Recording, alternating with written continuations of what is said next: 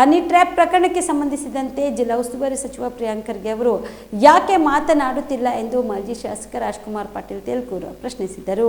ಕಲಬುರಗಿಯಲ್ಲಿ ಸುದ್ದಿಗಾರರೊಂದಿಗೆ ಮಾತನಾಡಿದ ಅವರು, ಹನಿ ಟ್ರ್ಯಾಪ್ನಿಂದ ಜಿಲ್ಲೆಯ ಜನ ಭಯಭೀತರಾಗಿದ್ದು, ಹನಿ ಟ್ರ್ಯಾಪ್ ಹಗರಣದಲ್ಲಿ ಯಾರೇ ಇರಲಿ ಅವರಿಗೆ ಕಠಿಣ ಶಿಕ್ಷೆ ಆಗಬೇಕು ಎಂದು ಆಗ್ರಹಿಸಿದರು. ಇನ್ನು ಹನಿ ಟ್ರ್ಯಾಪ್ ಹಗರಣವನ್ನ ತನಿಖೆ ನಡೆಸಲು ಸಿಬಿಐಗೆ ವಹಿಸಬೇಕು, ಇಲ್ಲದೆ ಹೋದಲ್ಲಿ ಹೋರಾಟ ಮಾಡುವುದಾಗಿ ಮಾಜಿ ಶಾಸಕ ರಾಜ್ಕುಮಾರ್ ಪಾಟೀಲ್ ತೇಲ್ಕೂರು ಎಚ್ಚರಿಕೆ ನೀಡಿದರು.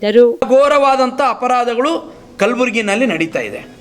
ಕಲಬುರಗಿ ಜಿಲ್ಲೆನಲ್ಲಿ ಇಡೀ ರಾಜ್ಯಗಳು ಕೇಳದೇ ಇರತಕ್ಕಂಥ ಘನಘೋರ ಅಪರಾಧಗಳು ಕಲಬುರಗಿನಲ್ಲಿ ನಡೀತಾ ಇದೆ. ಇಲ್ಲೇನು ನಡೀತಾ ಇದೆ? ಲಾ ಆ್ಯಂಡ್ ಆರ್ಡರ್ ಎಲ್ಲಿದೆ? ಸಚಿವರು ಯಾಕೆ ಮಾತಾಡ್ತಾ ಇಲ್ಲ?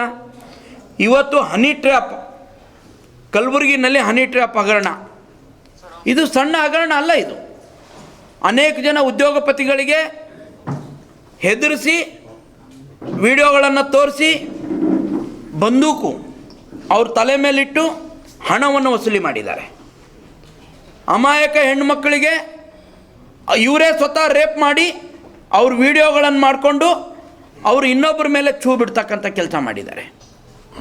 ಇಲ್ಲಿವರೆಗೂ ಅದರ ಕಿಂಗ್ ಪಿನ್ನನ್ನು ಅರೆಸ್ಟ್ ಮಾಡಿಲ್ಲ. ಇದು ಪೊಲೀಸರಿಗೆ, ನಮಗೆ ಈ ಪೊಲೀಸರ ಮೇಲೆ ವಿಶ್ವಾಸ ಇಲ್ಲ.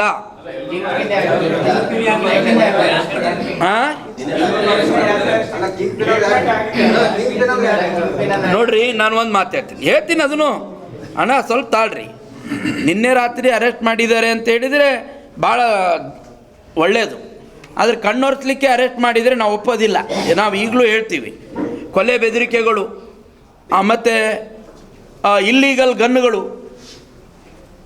ಇಲ್ಲೀಗಲ್ ವೆಪನ್ಗಳು ಅವ್ರ ಹತ್ರ ಇಟ್ಕೊಂಡಿದ್ದಾರೆ, ಕೊಲೆ ಬೆದರಿಕೆ ಹಾಕಿದ್ದಾರೆ. ಹೀಗೆ ಪಿಸ್ತೂಲ್ ಹಿಡಿದು ಅನೇಕ ಜನ ವ್ಯಾಪಾರಸ್ಥರು ನಡುಗ್ತಾ ಇದ್ದಾರೆ. ಇವತ್ತು ನಾವೇನು ಮಾಡಬೇಕು ಅಂತೇಳಿ ಇಜ್ಜತ್ತಿಗಂಜಿ ಇವತ್ತು ಅದ್ರ ಜೊತೆಗೆ ಅನೇಕ ಜನ ಹಿರಿಯ ಅಧಿಕಾರಿಗಳನ್ನು ಬಲೆಗೆ ಹಾಕಿದ್ದಾರೆ. ನೀವೇನು ಮಾಡ್ತಾ ಇದ್ದೀರಿ? ಹಾಗಿದ್ರೆ ನಿಮ್ಮದು ಕೈವಾಡ ಇದೆಯಾ ಅಂತ ನಾನು ಕೇಳ್ತೀನಿ ಸರ್ಕಾರಕ್ಕೆ. ಯಾಕೆಂದರೆ ರಾಜ್ಯದಲ್ಲಿ ಅದೇ ಮಾಡ್ತಾ ಇದ್ದೀರಿ ನೀವೆಲ್ಲ ಕಡೆ. ನಿಮ್ಮದೇನಾದರೂ ಕುಮ್ಮಕ್ಕಿದೆಯಾ ಸಚಿವರೇ? ನೀವು ಇದನ್ನು ಇಲ್ಲಿ ಪ್ರಸ್ತುತಪಡಿಸ್ರಿ ಕುಮ್ಮಕ್ಕಿದ್ರೆ. ಮತ್ತು ಇದು ಇಲ್ಲಿ ಪೊಲೀಸ್ ಇಲಾಖೆ ಕಲಬುರಗಿ ಜಿಲ್ಲೆನಲ್ಲಿ ಇದು ಕಾಂಗ್ರೆಸ್ ಕೈಗೊಂಬೆಯಾಗಿ ವರ್ತನೆ ಮಾಡ್ತಾ ಇರುವಂಥದ್ದು. ನಾವು ಈ ಒಂದು ಪ್ರಕರಣ ಏನಿದೆ, ಹನಿ ಟ್ರ್ಯಾಪ್ ಪ್ರಕರಣ, ಇದು ನಿಜವಾಗಿ ಬೆಳಕಿಗೆ ಬರಬೇಕು, ತಪ್ಪಿತಸ್ಥರಿಗೆ ಶಿಕ್ಷೆ ಆಗಬೇಕು.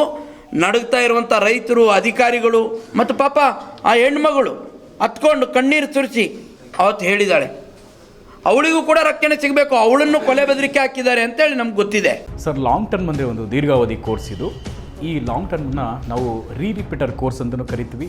ನಮ್ಮ ಎಕ್ಸೆಲ್ ಅಕಾಡೆಮಿ ಸಂಸ್ಥೆಯಿಂದ ನೀಟ್ ಲಾಂಗ್ ಟರ್ಮ್ನ ಕೊಡ್ತೀವಿ ಮತ್ತು CET ಲಾಂಗ್ ಟರ್ಮ್ನ ಕೊಡ್ತೀವಿ. ಸರ್, ಮಕ್ಕಳು ಎಷ್ಟೇ ಓದಿರಲಿ, ಅವ್ರಿಗೆ ಟೈಮ್ ಮ್ಯಾನೇಜ್ಮೆಂಟ್ ಅನ್ನೋದು ಪ್ರಾಕ್ಟೀಸ್ ಮಾಡಲಿಲ್ಲ ಅಂದರೆ ಫೇಲ್ಯೂರ್ ಆಗೋದು 50% ಅಲ್ಲೇ ಫೇಲ್ಯೂರ್ ಆಗ್ತಾರೆ. ನೀಟಲ್ಲಿ ರ್ಯಾಂಕ್ ಬರೋದು ಮತ್ತು CETಲಿ ರ್ಯಾಂಕ್ ಬರೋದು 100% ಗ್ಯಾರಂಟಿ ಆಗ್ತದೆ. ಅದಕ್ಕೆ ನಮ್ಮ ಒಂದು ಎಕ್ಸೆಲ್ ಸಂಸ್ಥೆಯಿಂದ ಈ ಒಂದು ಕಾನ್ಸೆಪ್ಟ್ನ ಹೇಳ್ಕೊಟ್ಟು ಮಕ್ಕಳಿಗೆ ಹೈಯೆಸ್ಟ್ ಸ್ಕೋರ್ ತೆಗ್ತಾ ಬರ್ತಾ ಇದ್ದೀವಿ. ಸರ್, ನಮ್ಮ ಎಕ್ಸೆಲ್ ಅಕಾಡೆಮಿ ಸಂಸ್ಥೆಯಲ್ಲಿ ಮಾತ್ರನೇ ಒಂದು ಡೈಲಿ ಟೆಸ್ಟ್ ಕಂಡಕ್ಟ್ ಮಾಡೋದು. ಪ್ರತಿ ಸರಿ ಪೇರೆಂಟ್ಸ್ ಹತ್ರ ಮಾತಾಡ್ಬೇಕಾದ್ರೆ ಸೀಟ್ ತಗೊಂಡ್ ಬರ್ತೀವಿ ಕನ್ಫರ್ಮ್ ಆಗಿ ಅನ್ನೋದೇ ಲಾಸ್ಟ್ ಅಥವಾ ಫಸ್ಟ್ ಡೈಲಾಗ್ ಆಗಿರುತ್ತೆ. ಅಷ್ಟೊಂದು ಇನ್ಕ್ರೀಸ್ ಆಗಿದೆ 2 weeks ಅಲ್ಲಿನೇ. ಇವಾಗ ನಾವು ಹೆಣ್ಮಕ್ಳು ಹಾಸ್ಟೆಲ್ ಹತ್ರ ಇದ್ದೀವಿ. ಇದು ನಮ್ಮ ಹೆಣ್ಮಕ್ಳು ಹಾಸ್ಟೆಲ್. ಇದು 7 ಫ್ಲೋರ್ ಬಿಲ್ಡಿಂಗ್. ಇದರಲ್ಲೇ ಕೋಚಿಂಗು ಪ್ಲಸ್ ಹಾಸ್ಟೆಲ್ಲು ಒಂದು ಇದರಲ್ಲೇ ಇರುತ್ತೆ, ಒಂದೇ ಬಿಲ್ಡಿಂಗಲ್ಲೇ. ಇದು ಒಳಗಡೆ ಡೈನಿಂಗ್ ಹಾಲು ಮತ್ತು ಅಕಾಮಿಡೇಷನ್ ಎಲ್ಲ ಕ್ಲಾಸ್ ರೂಮ್ ಎಲ್ಲ ಇದರಲ್ಲೇ ಪ್ರೊವೈಡ್ ಮಾಡಿರ್ತೀವಿ. ನಾವು ರೂಮಲ್ಲಿ 4 ಜನ ಇರೋ ಥರ ನಾವು ಅರೇಂಜ್ ಮಾಡಿರ್ತೀವಿ. ಅವ್ರ ಕಬೋರ್ಡು ಕೂಡ ಅವ್ರಿಗೆ ನಾವು ಪ್ರೊವೈಡ್ ಮಾಡಿರ್ತೀವಿ ಅವ್ರಿಗೆ. ಸೊ ಹೈಜೆನಿಕ್ ಮೇಂಟೈನ್ ಮಾಡಿರ್ತೀವಿ.